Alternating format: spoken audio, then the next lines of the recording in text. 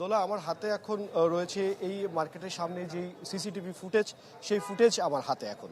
আমি এই CCTV footage আপনাকে দেখাতে চাই এবং আপনার মাধ্যমে দর্শকদেরকে দেখাতে চাই। আমি যদি রতন ভাইকে একটু বলি, একটু আমার এই মোবাইলটি ক্লোজ করে দেখানোর জন্য, আপনি যদি বলেন তাহলে আমি রেডি করব।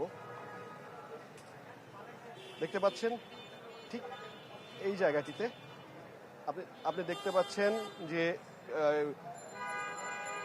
ওসমান হাদি তিনি এই রিকশায় রয়েছেন এবং এই একটি মোটরসাইকেলে দুজন, তারা তাকে প্রথমে গুলি করছেন।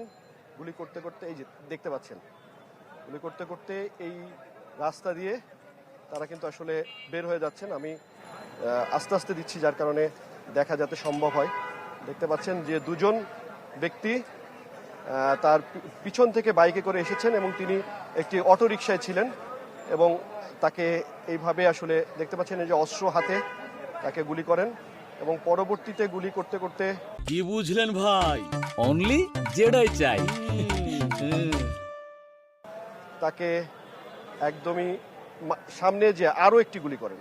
এই দেখেন, এই যে গুলিটি করা হচ্ছে তার মাথায়, তাকে মাথা লক্ষ্য করে আসলে গুলিটি করা হলো।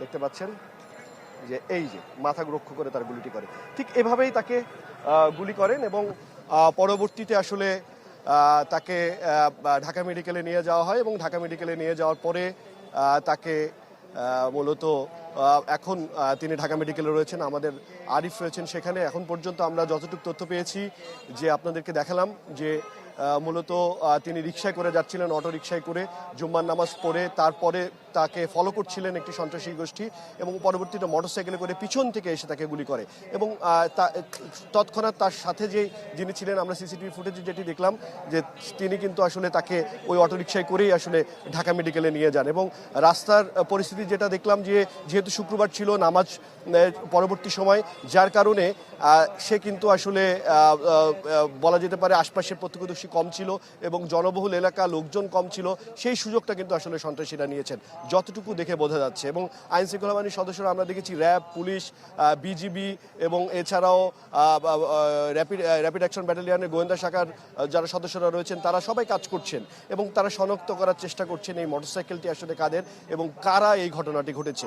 এই ছিল এখান থেকে সর্বশেষ। আমাদের সহকর্মী রয়েছেন আরো বিভিন্ন জায়গায়, আমরা চলে যেতে সেখানে। দোলা, হিরণ, আমি জানি না আপনি জানেন কিনা যে নভেম্বরের 14 তারিখে কিন্তু ওসমান হাদি একটি ফেসবুকে তিনি স্ট্যাটাস দিয়েছিলেন যেখানে তিনি খুব সুনির্দিষ্টভাবে বলেছেন যে তাকে নিরাপত্তার হুমকি দেওয়া হচ্ছে, তার পরিবারের সদস্যদেরকে হুমকি দেওয়া হচ্ছে এবং আপনি নিশ্চয়ই সেই বিষয় নিয়ে আইন শৃঙ্খলা রক্ষাকারী বাহিনীদের সঙ্গে সদস্যদের সঙ্গে আপনার কথা হয়েছে।